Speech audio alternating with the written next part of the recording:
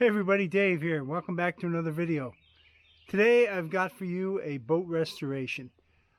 Years ago I did a boat restoration, and I'll put the video in the description below.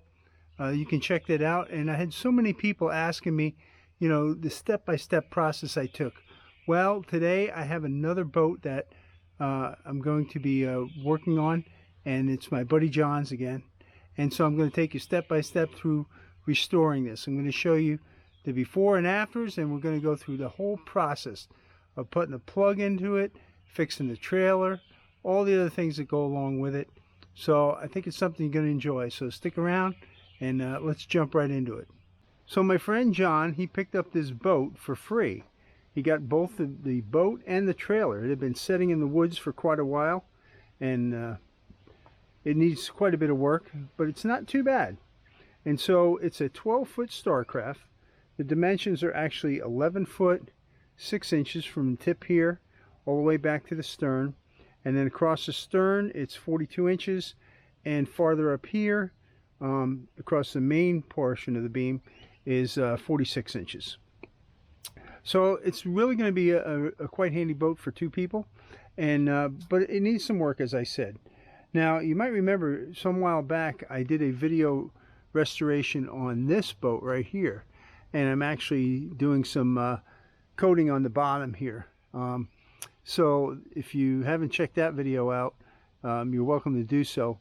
But that video was more before and after. In this video, I'm going to be taking you step by step the whole process of not only getting the boat ready for the water, but also the trailer as well. As you can see down here, the trailer needs some real repairs. It's rusted up pretty good, and I have to build the stanchion here to hold the front of the boat fastened to the trailer. I've got to replace the tongue. I've gone ahead and put some temporary wiring on here just so I could get it home, but I've got to redo all the lights, and I bought some tires for John, and we put those on just so we can get it back to my house. But I've got a lot more to do to it. Got to make sure that the trailer is solid and make sure it's painted, new lights, greasy axles, all that stuff. So that has to be done. But the very first thing I want to do is I want to work on the boat. I want to actually get the stuff removed that I need to do. Like, for instance, up here I have this anchor roller, and you can see it's not even functional. That needs to come off. The one in the back there needs to come off right there, and the transom is rotted, as you can see right here, so that has to come off. So in order to replace this transom, it's really going to be quite simple. These bolts are rusted on here pretty good, so by putting a screwdriver on the other side and then putting a wrench on this side and turning them, these will probably break off. I tested this first one here, and sure enough, that's what happened. If for some reason it doesn't break off, I'll take a grinder with a wafer cutting wheel, and I will cut that off right on this side of the washer. And once those are all off, I will remove this piece of wood, and then I'll use this piece of wood as a template to lay on another piece of plywood, draw around it, and I know I'll have a perfect fit when I go to install it. On the back side here, I need to install a drain plug right over here. There are no drain plugs. Now you could put the plug in the middle, but the problem with that is you can't use the plug on this side. You can only use it on the outside, and the motor is right in the way. So what I'm going to do is I'm going to move it to the side over here. And what I've done over here is I've taken and I've cleared a little spot with the grinder, as you can see right there. And what I'm going to be using is a garboard plug. And this is what the kit looks like right here. It's a drain plug, and it's actually brass. So let me open it up and show you what it looks like. So this is a garboard plug. What I'm going to need to do is I'm going to use this hole saw right here, and then I'm going to drill out that section of the boat. It comes with these brass screws, and then we're going to put marine sealant all in here. 5200 3M marine sealant. I use the fast cure because it dries within 24 hours and it's all good then. And then we'll fasten this from the outside of the boat. I want to keep this up. I don't want any of this to hang below the boat where it can get caught and rip off. So I'm going to keep it as low as I can in the boat, but I'm also going to make sure that it's above the bottom of the boat just slightly.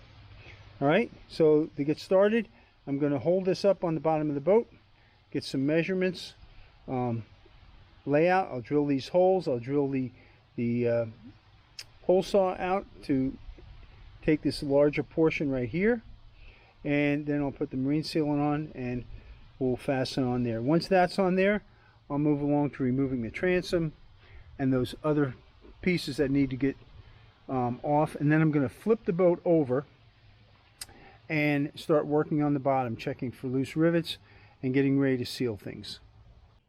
Okay, so now that I have the plug here, this is where it's going to be going. I'll just take the plug out. This is nothing more than a 1/2 inch NPT brass plug. So if you ever lose this, you can go to any plumbing supply, even in big box stores, 1/2 inch NPT plug, and you can replace it. All right, so let's set this up here. And now what I want to do is I'm going to hold this. There's a little lip here where it was welded. So I'm going to hold this up here and come down to where that's touching. That'll mean I can get it as low as I possibly can without making sure that nothing can grab it from under the boat. And so now what I'll do is I'll take and I'll mark the inside right here with a pencil. Just go across, keeping it halfway up, just like that. And now I can know that that's going to be right there. I can double check. And that looks good. Now what I need to do is drill that out.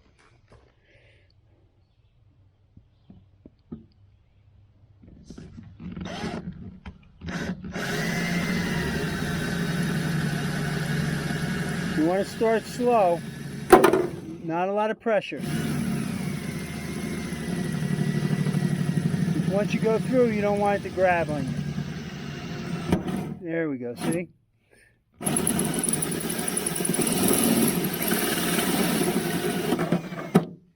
There we go. Nice. Now I'll be able to mount that on there, and I'll put it on there, line up and drill out the screw holes first before I put any sealant on there. So now that I drilled this out with a 1-inch hole saw, that'll make a nice tight fit on this. I'm going to place it in, and I want to line the one screw hole at 12 o'clock right here. So I'll just eye it up, make sure it looks good. Once it looks good, I'll push it in all the way. That looks good. And now what I can do is I can use a 5/64 drill bit to attach these screws right here. If you're not sure the size of the drill bit, what you can do is you can hold the screw up like that and put the drill bit in front of it. And what you want to do is pretty much take out the body of the screw, but you'll be able to see the threads on each side like that. I don't know if you can see that better, but anyway, that's how you do it. And that way you know that the screws will grab, but the body can go through the hole. So now I'll put that on my drill. I'll drill each of these 3 out.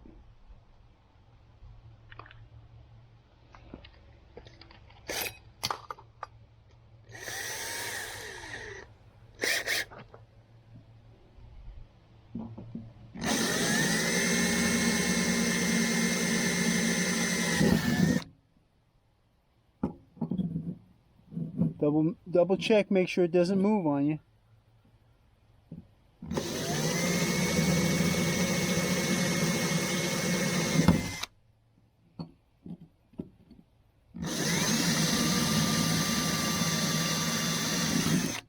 Perfect. Now we can pop this out. There's our holes, you can see them there. Now what we'll do is we're going to be adding the marine sealant right here.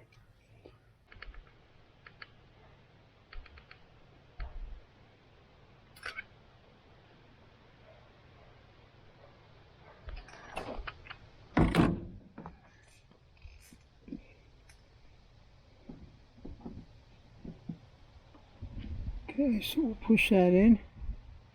Again, I want it to come out the screw hole, see? Just like that.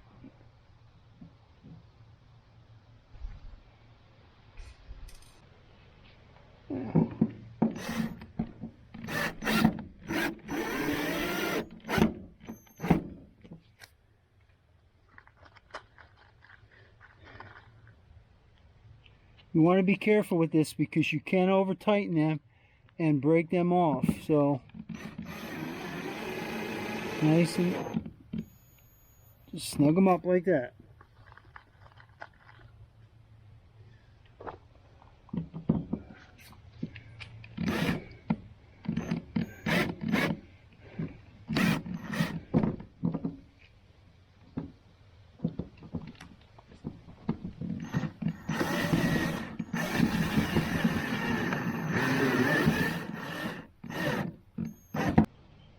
Okay, so now that that's all cleaned up, make sure you do the threads in here as well. You don't want anything in there to screw anything up. But you'll have a nice seal all the way around through the threads, the screws, everything else. Make sure you do the inside as well. Clean it all up and let it set. This sealant, this fast cure sets a lot faster than the other stuff. The other stuff takes at least 24 hours. This stuff starts setting up in an hour or two, and then it gets full strength overnight. So you'll be good to go. You could actually put this in the water the next day. Okay, so now while that plug is setting up, I will attempt to get these off here.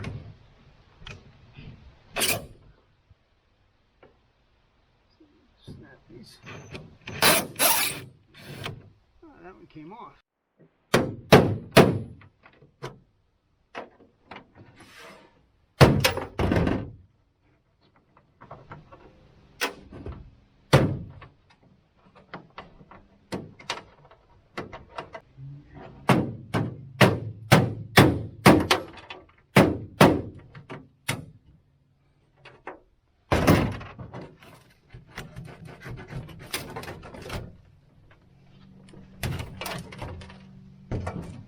Now I'll just trace around this on top of another piece of plywood, and that will give me exact fit.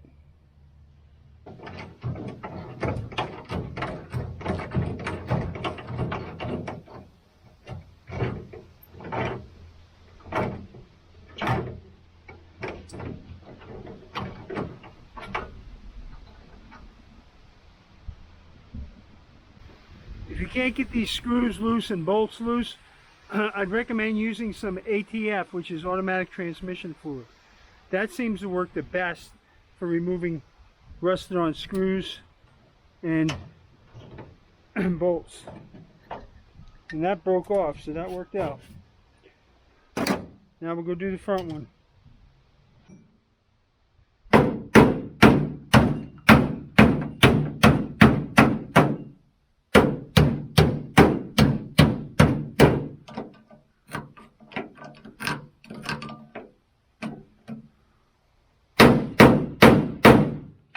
Sometimes if you tap on top of them, they'll come loose.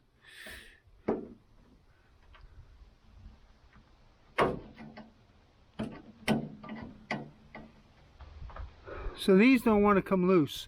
So what I'm going to use is a flat bar like this and a hammer.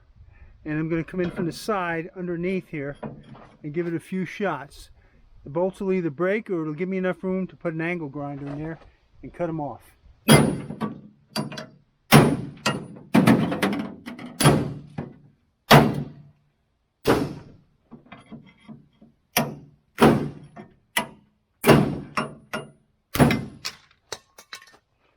Well, that worked. So now I can just remove these by getting a punch and punching them through. Okay, so now that I've got the anchor rollers off, both the front and the back, and the transom removed, we've got the guardboard plug in. Now what I'm going to do is get a set of horses. We're going to flip this over like I did on the other boat over there, and then prep the bottoms, and I'll be able to do both these bottoms together. So now that I have everything removed from the other side and the drain plug installed, what I'm going to be doing is I'm going to be scuffing up the bottom here and making it so that the coating has an opportunity to grab to metal and to the paint that's really on there, and so make sure it's all secure. And for doing that, I'm going to be using an angle grinder with a wire brush wheel on here. If you don't have that, you could use sandpaper on an orbital sander, something like 60 grit, or even a little heavier, 36 grit, 40 grit, and scuff it all up really good. And then at the end, I'm going to be taking a rag with some naphtha and make sure you get all that little powdery paint particles off of there so it really grabs and sticks. So let me get started with the wire wheel here to make sure that everything is off of here that's going to flake off, and that the coating is going to have something to stick to and a little bit of a rough surface. There are a couple of things to be aware of before you get started. If you're going to use a wire brush wheel, which is really going to do a good job of removing stuff quickly, realize that the wire brush wheel will throw the wires on it. They will get, you know, bending back and forth, and they will fly off. So it's best to direct them so that in the rotation that they fly away from you. And make sure definitely that you have plenty of safety and eye protection, because these things will go all over the place. So with that, let's get started.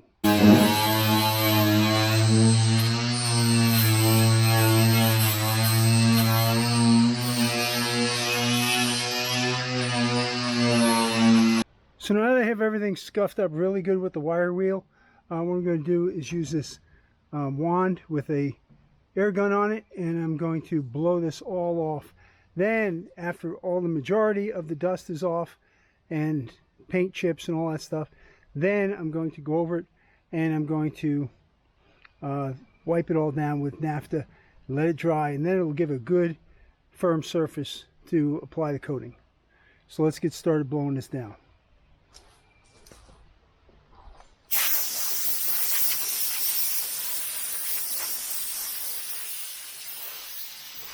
So now that everything is blown off, what I'm going to be doing is wiping everything down with this naphtha. You can use mineral spirits, acetone, whatever else you want. You want something that's cleaning and also quick drying. And I'll just be using paper towels like this. And make sure that you lay these paper towels out to dry before you throw them away. You don't want to bunch up chemicals like this on a paper towel. You could cause a fire. So make sure they're just dry before you toss them out. So let me go ahead and wipe this boat down, and then I'll show you how to mix the coat and what the coat that I'm going to be using is. There we go. Now we'll just let that dry.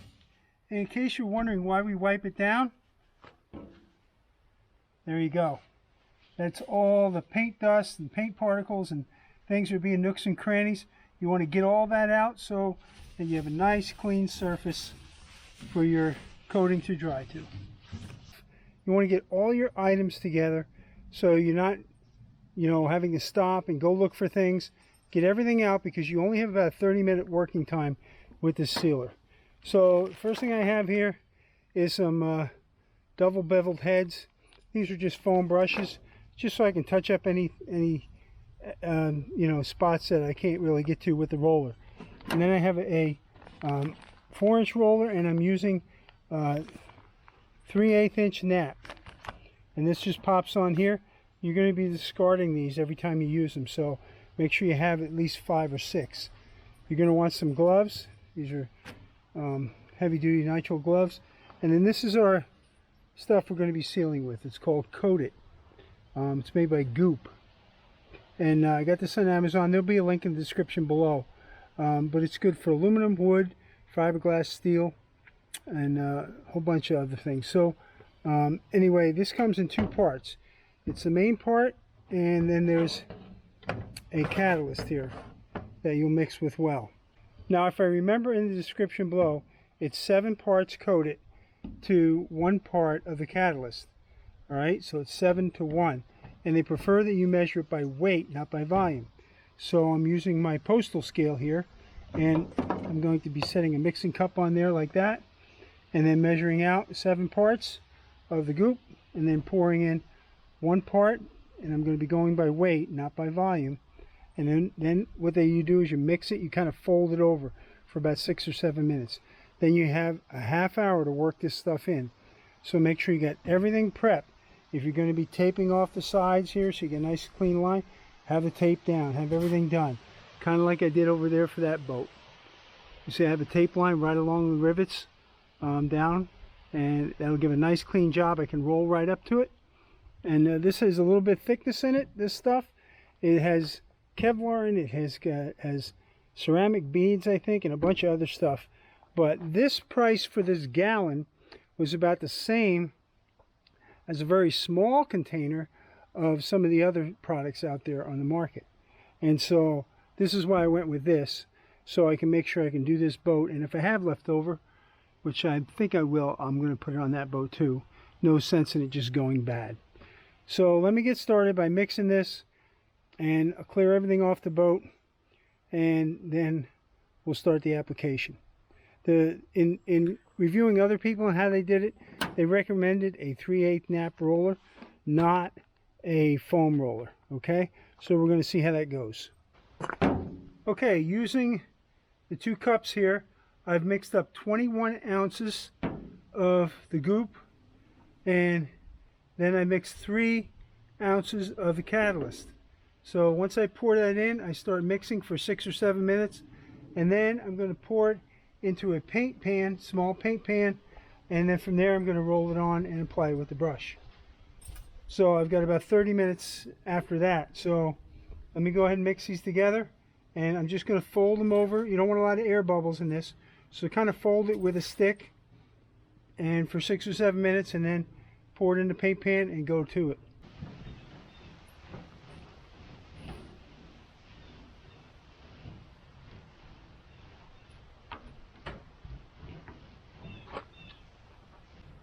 It's a little thick, which is perfect, but it is supposed to still seek out and find those areas like around rivets and small cracks where it seals things up.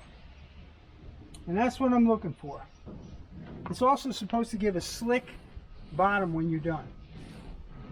So I've given the boat 2 coats of the coated sealer, and it came out really well. As you can see, it really encapsulates all the rivets and stuff and the seams, and I really like this product. It flows really good, and if you let it set for a little bit, you can build up certain areas, you know, so that maybe you want a little bit heavier coating there. Like here, you could build this up on here if you wanted, like I did here in the front. I don't know if you can see this, but you see how thick it is in here? This really is going to help protect, like when you beach this boat up on sand and things like that. And so got my dog Grace here, she's helping out today. And so anyway, it really came out nice. Now the one thing they do recommend is that you put a coating of paint on this, some type of marine paint or something. Now I have paint, I'm going to be painting the whole boat, and so I'm going to paint this as well. It's all going to be one color. And if you notice here, there's white areas here. What I've done is gone over this with an orbital sander and just scruffed it up a little bit so that the paint has something to stick to. You know, you want to stay away from going over the top of the rivets and stuff. You notice I went in between them here, like right here. Yeah, just to give it a little area to grip to, because this stuff is pretty smooth. Okay, it's supposed to be slick. It's got Kevlar in it and a few other things. And so I've also gone ahead and removed the StarCraft plastic logos that were on the side here. They were all broken and stuff. So today what I'm going to be doing is I'm going to be filling in these holes with pop rivets. Now they are well above the water line, so I'm not worried about it.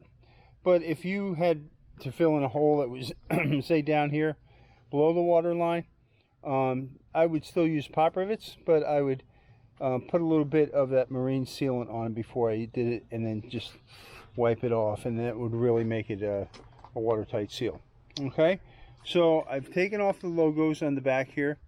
The next thing I need to do take off the numbers on the front, and this is really easy. I'm just going to be using a heat gun to heat this up, and then get underneath here with a razor blade and pull these all off. Okay, then the next thing is to pressure wash the boat inside and out. Go over it with sandpaper, take off any spots I need, high spots, dull spots, things like that, spots, you know, that are sharp, smooth things out a little bit, and then we'll start the painting process. So let me get started taking these numbers off, and then we'll clean up the boat, and I'll show you what it looks like all cleaned up. So being these numbers have been on here for quite some time, they're brittle. So that's why I want to heat them up with the heat gun. I have it on high, and I'm using a sharp wood chisel like this, and that way once these are up to temperature, they come off very easily. If you didn't have a heat gun, this might take you quite a while.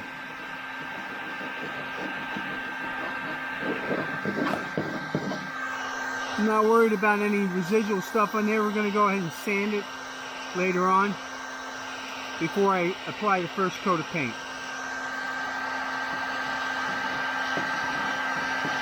So as you can see, it comes off pretty easily. So now the numbers are all removed. Next thing I want to do is I want to sand down any rough spots on here. Here's a drip from the sealer I put on here. I don't want that. I want this paint to blend in here, so I'm going to sand that down and just give it a rough sanding. Like here's some loose paint here. I just want to take that off, and then we'll hit it with the pressure washer to clean up any dirt on here. So let me go ahead and take down all these imperfections.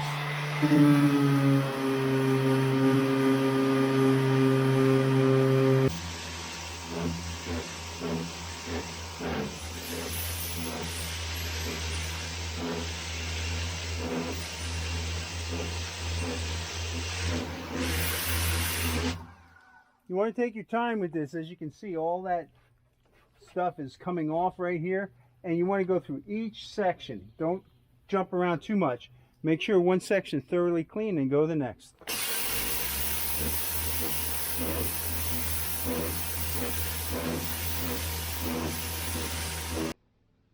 So the paint I'm going to be using is a exterior paint with primer already mixed into it. It's a gluten paint, and it's by PPG, which I've had very good luck with in the past. Now I am using a flat, and the color is going to be very similar to what's already on the boat now, and so it should blend in real well. I made it flat so that it keeps reflection off the water and blends in very good to surroundings, like if you wanted to go duck hunting with it or something like that. So anyway, I'm going to get this paint mixed up. I'm going to be using a paint mixer on the drill to get it all stirred up, and I'm going to thin this with water. And then I'm also going to be using a sprayer that I got from Harbor Freight. Very inexpensive sprayer used with a compressor. But if you don't have a compressor, you can use a 4-inch roller and a brush and just paint it on that way. So let's get started getting everything ready, and we'll give this 2 coats of paint while it's this way, upside down. I'll give it 1 coat, let it dry, give it another coat, and then we'll flip it and do 2 coats on the other side. So now that the bottom is done, I'm going to flip it over and we'll do the inside.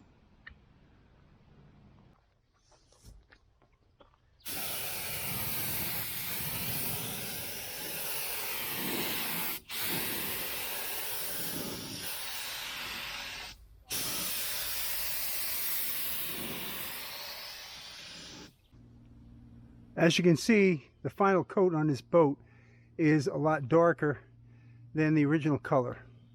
When I ordered the original color from Amazon, this is what it was supposed to be like, but it turned out a lot lighter. So what I did was I mixed some black that I have for the trailer with this paint that I had, and just kept mixing it in slowly until I got this moss green color that I really like. So now that that's done, the boat's painted 3 coats inside and out. Now I'm going to turn my attention over here to the transom. So this is the transom that I made.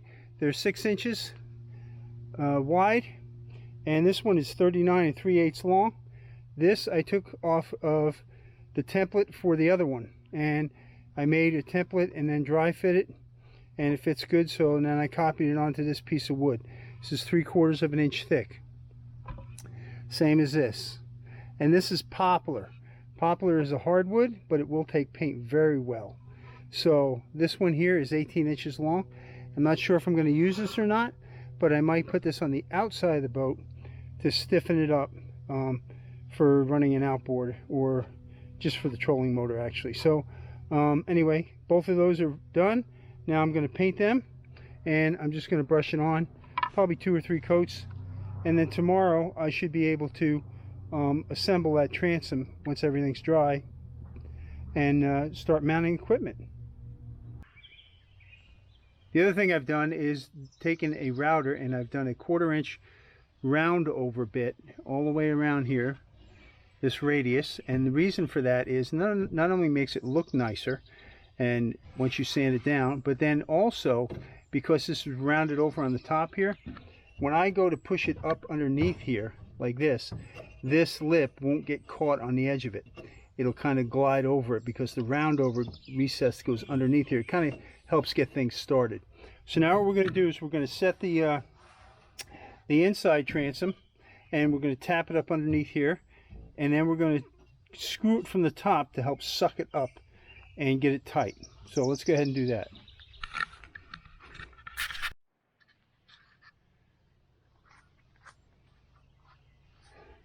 Okay, so what I've done is put the transom in place and centered it more or less where it's supposed to go. Put a couple of clamps on it just to hold it. And now what I'm going to do is I'm going to twist this in. See, I can push this in a little bit while I tighten up here on these clamps, and that'll get it up past the lips here a little bit.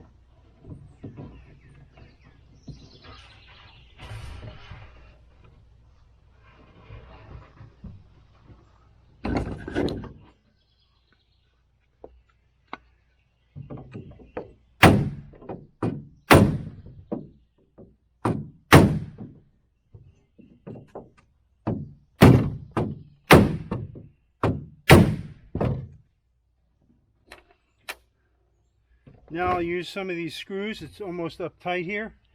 I'll use a couple of these screws to help bring it up. There we go. You don't want to do all at once. Just go along a little at a time. Just like that. Then we'll go back and snug them up again.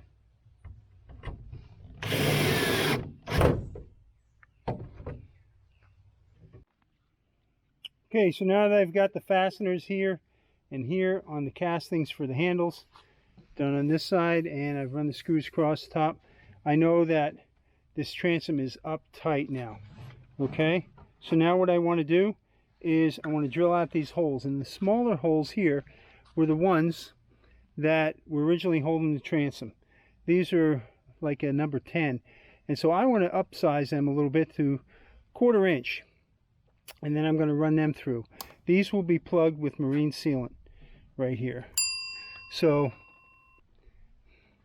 let me go ahead and we'll get this all drilled out, and then I'll clamp on the outside board, drill from the other side, and that way I'll have through holes for everything. I can take the outside board off once the holes are in, put marine sealant around everything, put it fast, and fasten it with stainless fasteners.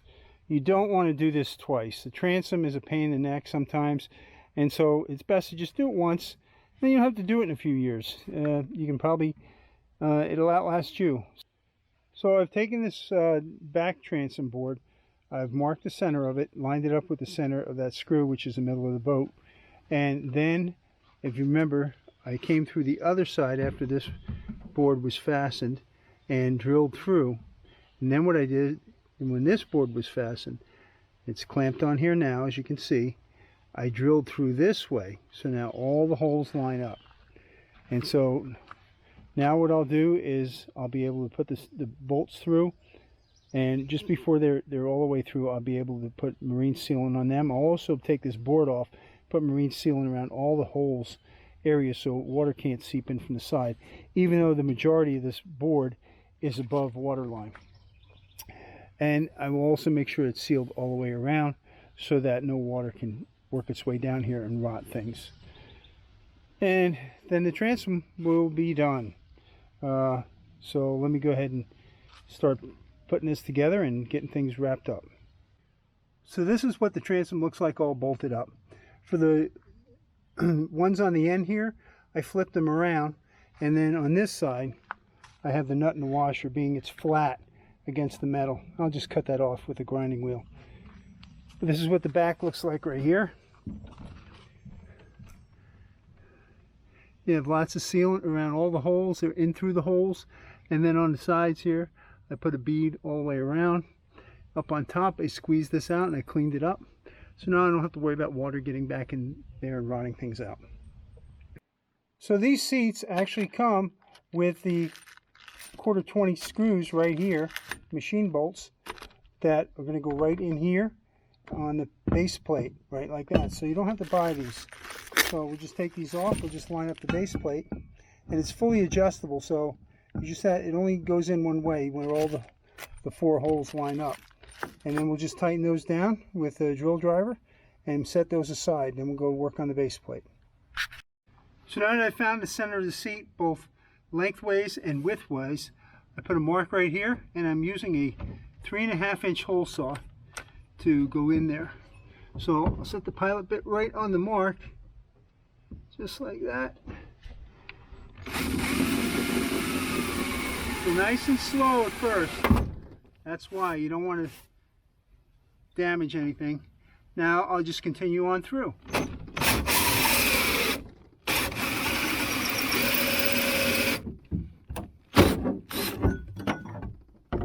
There we go.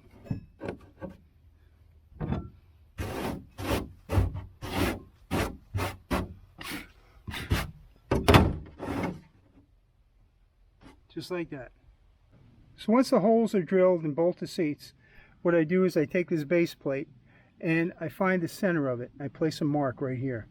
And then I transfer a line from the center of the hole out with a square, just like this.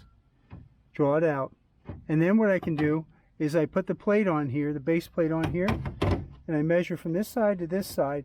I want them the same. And when I get them the same, I draw a line right here. And that tells me how far this way. This mark on here tells me how far that way. And I slide this square on here to make sure that I'm square with everything. So right there is where I want that base to go.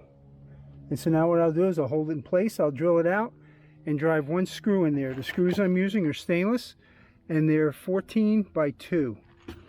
You probably don't need 2-inch, but I wanted to make sure in case there was something underneath here I had to go through. So now I'll drill those out once it's in place, and then we can get ready to mount the seats. So with the base plate mounted, it's just a matter of dropping the seats in. There we go.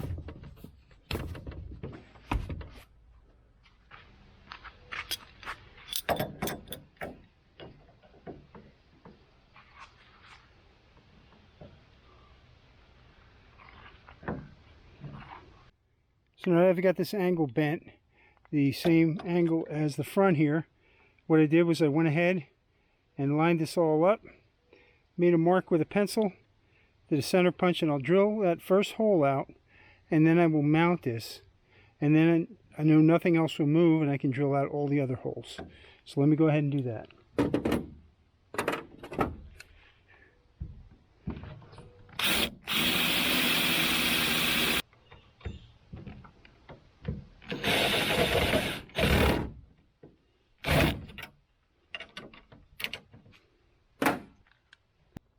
So with the seats on, there's one final thing I need to do to the boat, and you might have noticed there are no cleats on here to tie off your spring lines. Say you went to a dock or something like that.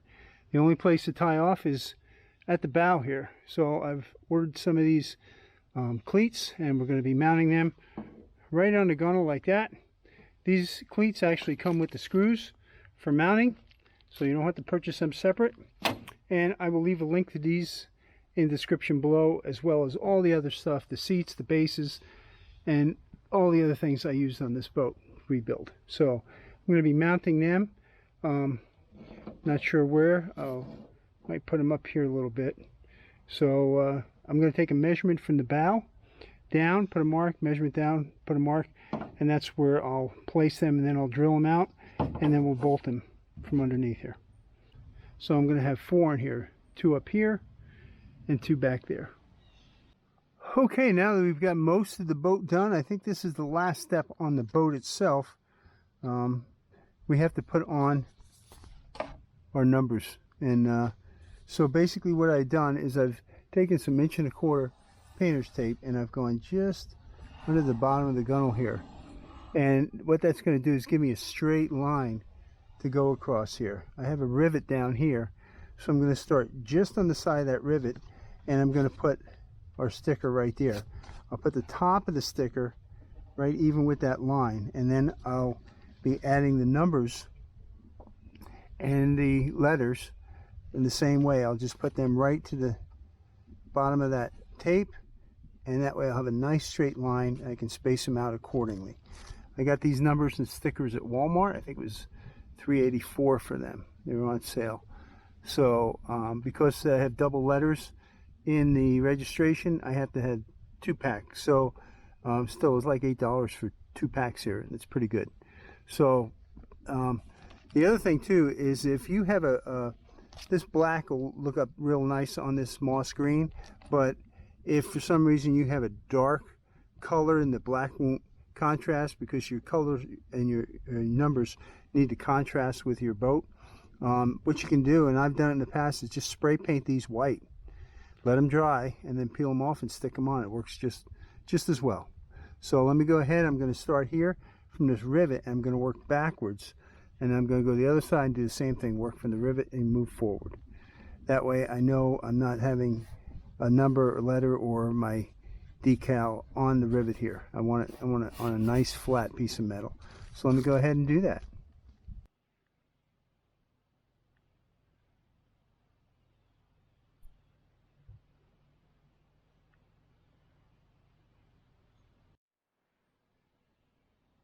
So now that the boat's complete, now our next project is work on the trailer here. The trailer really isn't in that bad a shape. Yes, it has a lot of pitting and rust on it, but structurally it's in good condition. So what we're going to be doing is taking a wire brush to this and clean up any loose rust on here. Like I said, mainly it's just surface rust. So I think we're going to be in good shape with this. Everything else looks structural. No problems. These are the lights that we had bought for John, and I put them on temporarily to get home, so I'm going to be removing them, and I think I'm going to have my grandson Matt help me. We're going to set this up on stands, and we're going to pull the tires off, and then we'll be ready to you know, clean it all up and get it ready for paint. Now I do have some work up here in the front besides removing these lights and stuff. You might notice that the stanchion broke off, or it was pretty bad, so I broke it off, and that goes up here to hold the boat in place. The tongue of the trailer is rotted right through. You can see here I'm sticking my finger through it, and so what we're going to do is we're going to cut this off probably back here or so, and then I've got some 2-inch structural tubing, square tubing. We're going to weld that on, and we're going to extend this out too, and that's going to do a couple of things. It's going to give us a lot longer tongue, so when we back up it's going to be easier. Right now it backs up really sharp and it's very sensitive, so by adding a longer tongue we'll have a more gradual correction when we back it up to the boat. The other thing it's going to do is, if you notice, this stanchion came up right here. It was almost over the coupler. And so in that case, you wouldn't be able to drop your tailgate or anything like that.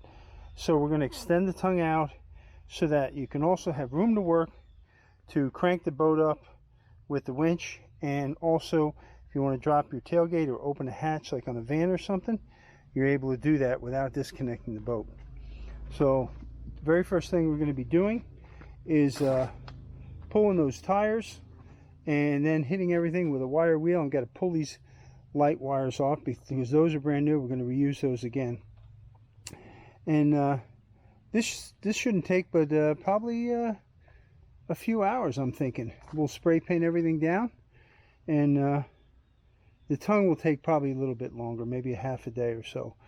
So I'm thinking, you know, in a couple of days we should have this all done.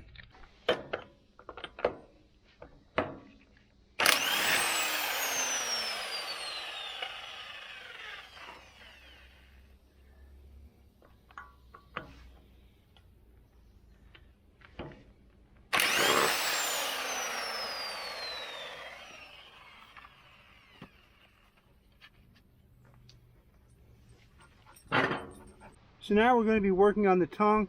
We're going to be removing this bad section here.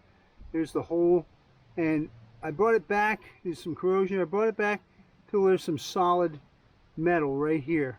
And so what I did was I took a square, laid across there, drew a line, and then flipped the square, went down, transferred on both sides like this. And now I'm going to use a grinding wheel on a 4.5 inch grinder. This is a 1/16 wafer wheel, and I'll just use that and grind through, and then do across the top, and that should drop right off. Then we can start working on a 2-inch tongue. So in preparation of installing the extension on the tongue here, what I'm going to be using is 1 3/4 inch tubing, and it's going to slide in here. It's going to give me a little bit of space up and down here. So what I want to do is I've tapered the sides here. I've come in back 2 inches, and then I've measured from the center over 7/8 and over 7/8. That gives me 1 3/4 outside to outside here. And then I've taken the wafer wheel and the grinder and cut that back to that mark. Cut this back here and to both sides, and then I drill the 3/8 hole on top. That doesn't really matter if it's off a little bit. Those are just plug welds. And so what I'm going to do is I'm going to put the tubing in here back to about here, and then I'm going to clamp it up tight against those. Once I line everything up from the back, I'll stand back there and make sure that nothing's crooked one way or the other, but it's all straight. And once it is, I'll come forward and I'll fill in these holes, and that will attach the tubing to the top portion here and lock everything in. Then I can cut the bottoms here on the inside and bend these in and weld those, and I'll have a nice tapered look on the front. Then I'll flip the trailer over and I'll weld the bottom. So let me get started clamping this up and getting those welds on. So I stood back there and I eyed up the tongue all along, and it looked good, but to double check it, I took and I clamped a 4-foot level to the existing tongue piece, and then I could measure across here and found out that I had 3/8 of an inch there and 3/8 of an inch there, so I knew that everything was in line. Now I'll go ahead and weld those plugs shut. So now I've notched out the back side after I flipped it over, and I can just tap those right in.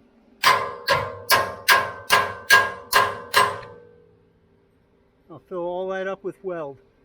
So the trailer is presently upside down right now, and as you can see, I welded in the tongue to the existing section, and this is the extended part right here. Before I welded it in though, I pre-drilled the holes for the coupling and for the trailer safety chains right here. And I welded it on this bent piece of metal right here, and that just keeps the coupling out of any mud or dirt if you should lay it down in the ground before you extend the jack stand, which I'm going to be mounting after everything's painted. I also put together the winch post and the roller mount right here for the bow of the boat, and I'll show you that once it's flipped over. And it has a support on it as well. The winch is going to be mounted there, and that'll allow us to crank the boat up onto the trailer. So I've got the trailer painted right here along the bottom. I do the bottom first. What I did was I taped around the spindles, and I put the nut back on the end here and tape that on. That way when I flip the trailer one way or the other, I don't damage these threads. I also taped the foam on the supports right here and right over here, and that way those will not have any paint on them when I flip the trailer over. So I've got a good coat of paint on the bottom here. Now what I'm going to do is flip the trailer, and then we'll paint the top side.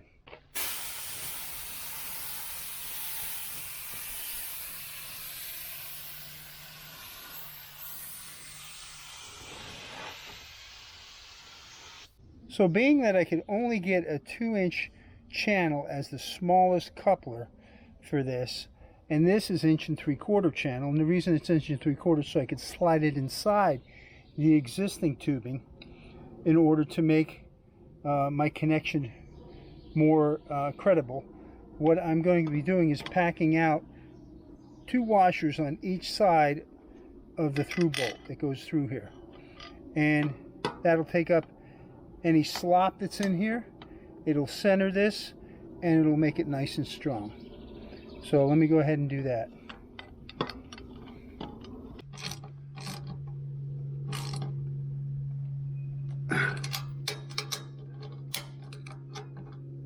So I'll put the bow roller in. This is the one that came with the boat. Still in pretty good shape. The only thing was the bolt was pretty shot on it, so I put a new one on here. Again, I'm using a locking nut, and I don't want this tight. I just want this to be able to roll freely. Okay, so all I'm going to do is snug it.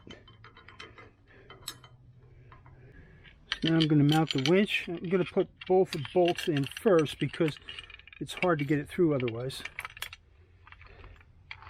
And this one on the bottom here, as you can see, is slotted, so it allows me to put the bolt through like this and turn it. Now I can line them up and put them in together. This is the easiest way I thought would be to fasten this, rather than build a platform or anything. There we go. And then again, lock nuts on the back. So before I put the hubs on, I have to prep them with the bearings. So these are the bearings, and it comes in 2 different sizes, 1 1/16 axle and 1-inch axle. And these are the 1-inch axles, what I have. So in order to pack these, I've got to get grease all up in here. So the easiest way to do that, I've found, is just take a bunch of grease, put it in the palm of your hand like that. Take the bearing and just push it through like that. Keep turning it, smushing it through, and then push it back out. Do the other side. What you're doing is you're like scooping it with the edge and just pushing it in like this.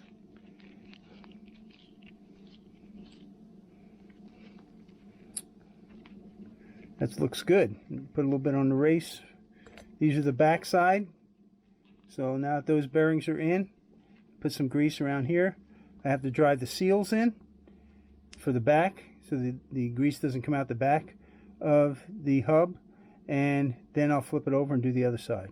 So normally in redoing a trailer like this, you can just take the old hub off, repack the bearings, maybe put a new seal in it if it's leaking. The seal goes over this larger portion right here, but in my case the seal on the older trailer hubs was a 2 1/16 outside by 1 1/4 inside, and I could not find those seals anywhere.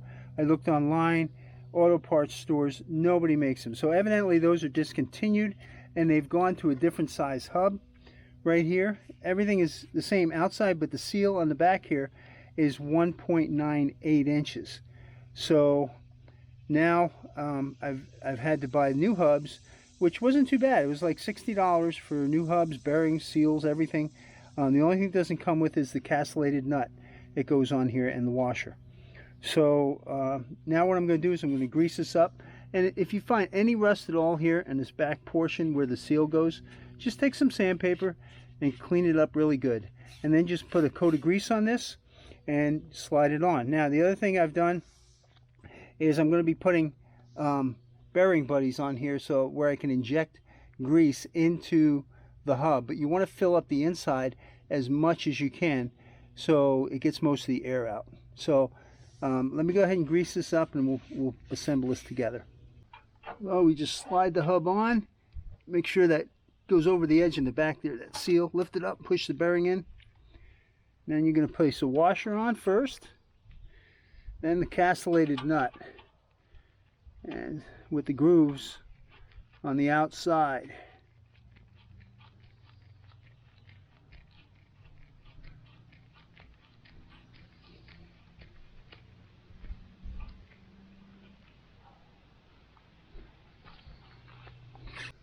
So what I'm going to do is I'm going to tighten this nut now. You don't want to kill it, but just so it's snug, and that's hard to move. Then back it off to the nearest. That looks pretty good right there. I want to make sure there's no play in there. That looks good. Now we'll stick the cotter pin in down through here. There we go. And then we'll bend that out.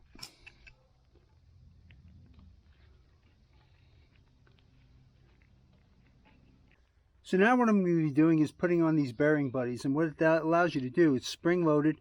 It allows you to fill this with grease, and that way it keeps grease filled in this area, so when you submerge the trailer into the water doesn't get in here and push the grease out and stuff.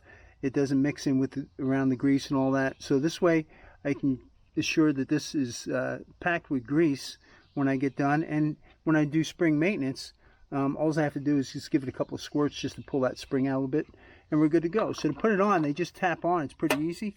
You have to get the right size for the hub, and then I just use a block of wood.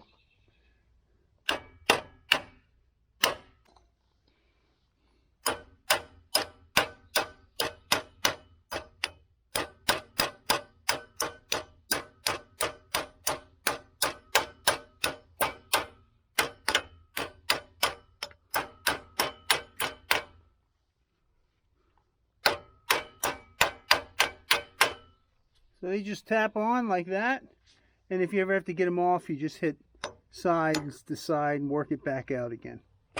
Pretty easy. All right, let's go do the other side and get the wheels on.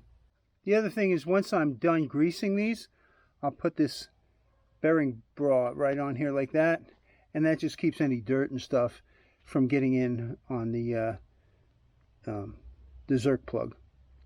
So when I'm filling with grease, there's no dirt in there. So now that I've got the oars painted up, and they're looking like brand new, I'm telling you. Little paint goes a long way, especially when they weren't in such bad shape once you sanded them down. I've got the anchor painted up, and the anchor build I have in another video, so I'll link that in the description below for you as soon as that comes out. This is a river anchor, and I designed that for this boat because they want to fish the river a lot. You can't use a normal anchor like a mushroom anchor in the river. It doesn't hold, and it could, especially if you're in a dangerous situation and you have to make sure you're anchored. Maybe your motor doesn't start or some problem like that, and you need to stay anchored in the river. You need a river anchor like this. And in that video, I'll show you how to build it, how to set it up, and also how to use it. So now that the oars are all done, the boat is on the trailer, and it's looking good. What I'm going to be doing now is putting on this anchor line right here, and that's going to go through the anchor lock up here with the roller on it, and then I'm going to have a little basket here to just store all the anchor lines so it stays put. I'm also going to put the ammo cans up here so that you know, the ammo cans will have stuff like straps in it and all that, so everything stays contained, and you always have it with you. Then of course the seats will go in here, and then over here I have John wanted an outboard motor for the river, and I wanted to find something that was low maintenance for him. So I got this Henkai. It's a Chinese motor, but the motor is actually supposedly made a copy off of a Honda motor. It's a 4-cycle, so that you don't have to mix the oil or anything. And there's no water pump impeller in it. So it's super low maintenance. It's 4 horsepower, and that'll be perfect for this boat here. So I'm going to set that up, and when I get it done, I have to add the oil and things like that to it. I'll get it mounted on here, and I'll get everything else put on here, and then I'll give you the final walkthrough. So there's the boat. She's all done. Let me give you a walkthrough and show you a little bit around what we've done on this. So we've extended the trailer hitch right here. We put in a jack, and then I put this standoff right here and braced it down below, and used the original roller bumper that was right there and put a 600-pound winch on here. I've put a new coupling in, new chain, and new trailer wiring. I'll have a description to all the materials and things I've used down below the video. So, you know, if you see anything you like, you can purchase them for yourself. This anchor I made, and I have a video on that. I'll link that in the description below as well. Then I have 5 foot of 5/16 chain on here, and the reason for that is this is going to be a river boat mostly. So we want to make sure that you know, it secures really well to bottom, so that if there's an emergency, motor dies or something like that, you can anchor up until you get things figured out. I put up here the anchor roller and a lock right there. The rope is 150 feet of 3/8 inch nylon braided. Comes with this shackle and this thimble, and I've attached directly to that. And I've added these cleats on here in 4 places, down there and over here as well. And so those will be good for tying up to the dock. We've got some brand new seats here, 2 of them. And then down here I have storage boxes. This one here is for wrench and plugs and things you use, your registration. This one here has straps in it, and some tools and some other things like that, so that you're always prepared to have it here in the boat. And this is the motor that I've got on Amazon. It's a Henkai 4 horsepower. It's modeled after a Honda engine. It's Chinese made, but YouTube had really good reviews. The only thing I had to do was pull the prop off and the seal, and put some synthetic gear lube in there, because it ships dry, you know, because they can't ship it with fluid. Same thing with oil. You have to put engine oil in here and gas to fill it up. But it's 4-cycle, which is really nice. You don't have to mix the gas with the oil at all. And there's no water pump impeller to replace every year or 2, because the motor is air cooled. So that's a really nice feature. I wanted to get something for Johnny that is you know, low maintenance, easy, and this is super light. This thing weighs maybe 30 pounds. So you can carry it on and off the boat quite easily. And this is the trolling motor that John had, but the handle was broken. So what I did was I just used 5-minute epoxy and put it all on the shaft, slid it, turned it so the handle was down, and the epoxy would stay running in there. And now we're good to go. If there's a future problem, I'll just run a screw through into the handle. But that's how it will be mounted on the river, so you can use the motor, or you can use the trolling motor on the other side. Trailer has all new lights, new hubs, bearing buddies, full paint job. And then here's the oars. What I've done is I've attached these. You can buy these Velcro straps, right, like here. It's just Velcro strapping and this little buckle, and you make your own.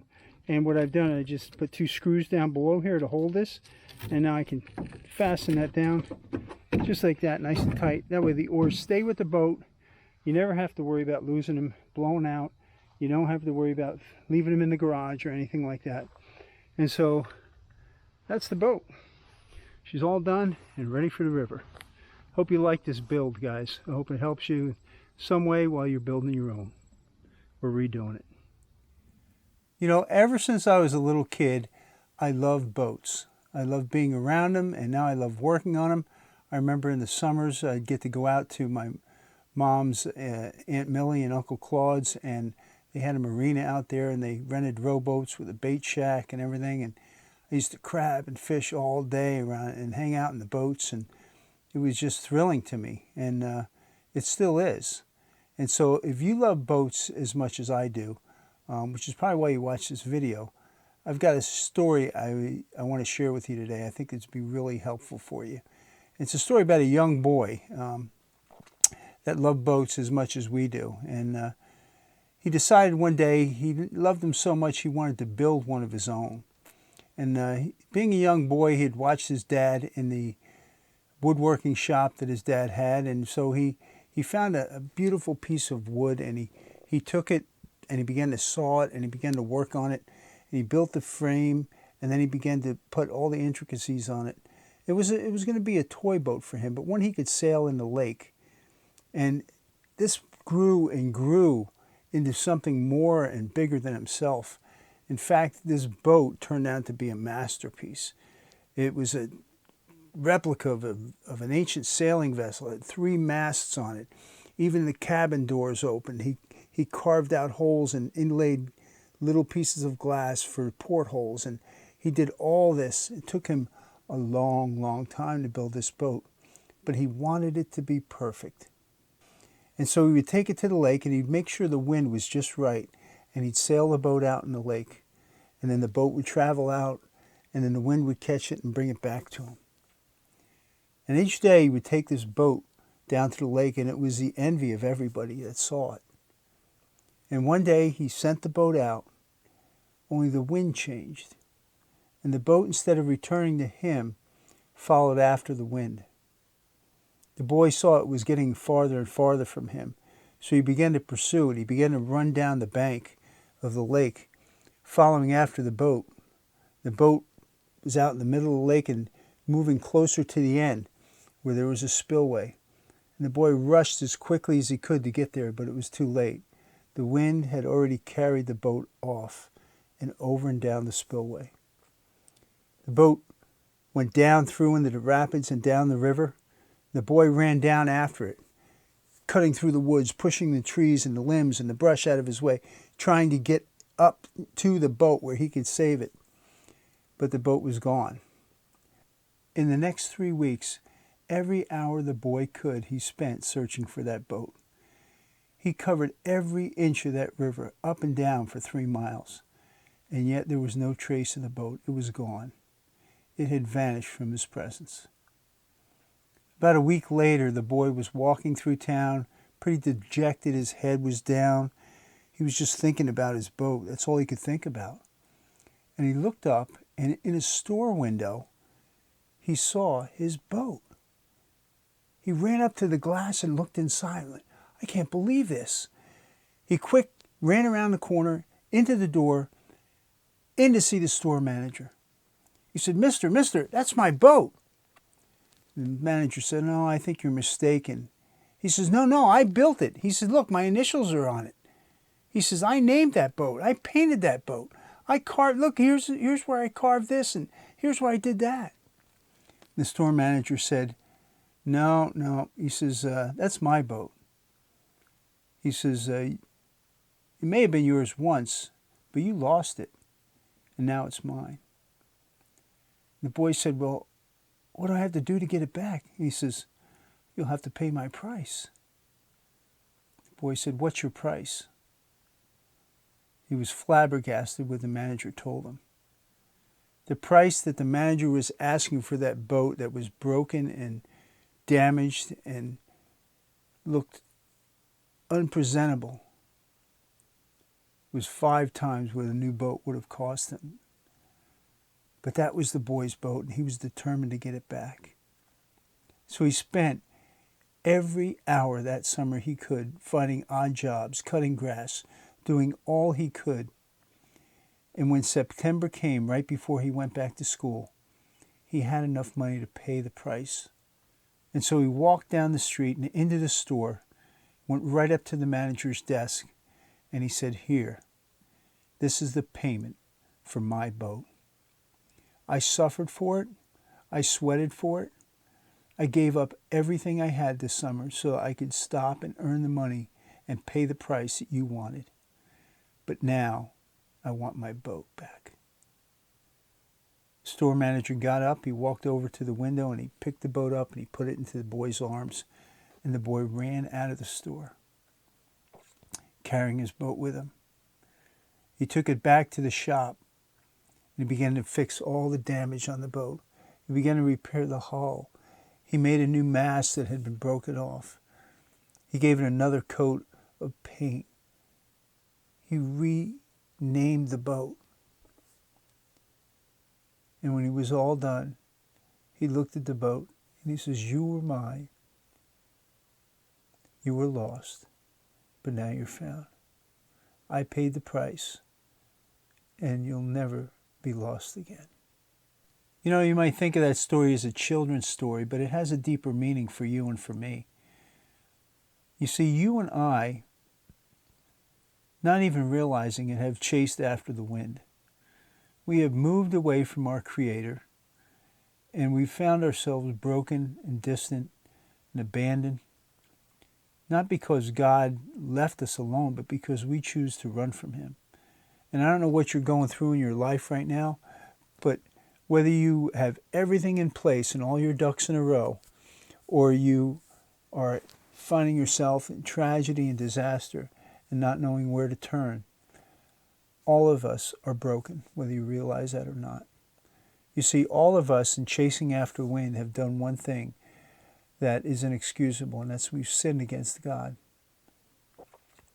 But God in His faithfulness, God in His love, pursued after us. And He found us in that store window, broken and damaged and on display for everybody to see. And He did one incredible thing. He gave up His glory in heaven to come down here on earth to live as a human being in the form of Jesus Christ. He suffered on a cross, paying the penalty for you and me. You see, the penalty for our sin is death. It says that in Romans 6:23. It says the wages of sin is death, but the gift of God's eternal life through Jesus Christ. And so Jesus, although He didn't have to, He willingly went to the cross to pay the debt for you and for me. He exchanged His life for ours. That if you and I would put our faith in God, put our trust in Him, God would not only promise to give us eternal life and allow us to live in heaven with Him and avoid hell, but He also promised to give us life abundantly. Now that doesn't mean money and wealth and all the other things. What it means is to give us peace, to heal us in our brokenness, to restore us back to a right relationship with Him, and knowing that God is now on our side and taking care of us. Guys, I don't know where you are today, but I will tell you this: God has not abandoned you. Like that young boy, He has been pursuing you your whole life. Even in your sin, even in you turning your back on God, even in you abandoning Him, He has not abandoned you. And God loves you so much that He has continued to pursue you in every facet of your life, so that today you might hear this message and come on home to Him. Jesus said in John 14:6, "I'm the way and I'm the truth and I'm the life, and no one comes to the Father but through me." You and I, our only chance to be taken out of this life of brokenness and to be given eternal life and to be put into a right relationship with God again, is by putting our faith and our trust in Jesus Christ and asking Him to save us, to turn away from our sin, and to trust Him the same way we would trust the parachute to save us. When you and I do that, God does an incredible thing in our life. He gives us a new spirit. He changes who we are from the inside out, and He draws us and keeps us in Himself. Guys, I hope that's your heart today. And if it is, I'd really encourage you to turn to Him. and just cry out to him and talk to him and share with him your need for him today. You know, there's some of you today that want to make that step, but maybe you're not sure how to go about doing that. Well, I've written a free and short book for you. It's called Growing Deep. It's in the description below the video. All you have to do is click on it. You can start reading. It doesn't require an email or anything like that. But in it, I share with you about my life and how God came into my life and how I put my faith and my trust in him and why. And then how you can walk with him the same way I have for the last 45 years and know his peace and know his comfort and know that you're his child. Guys, I really encourage you to do that. Take the time to read the book today. Take the time to get a Bible and open it up. Start reading the Gospel of John. God has so much for you. And he's there for you. He's been pursuing you all these years. Isn't it time that you come home to him today? Guys, that's my prayer. That's my encouragement for you. And I hope that you listen to God's Spirit speak to your heart today as you reflect on this. So thanks again so much for watching the video. Thanks for being a part of our YouTube family and hanging out and watching all our videos, or comments, thumbs up, likes, all that stuff. And until the next time, I want you to leave you with this, and that is that God loves you more than you can ever know. He really, really does. And so just keep your mind and your focus on that. So until the next video, take care, everybody, and God bless you all.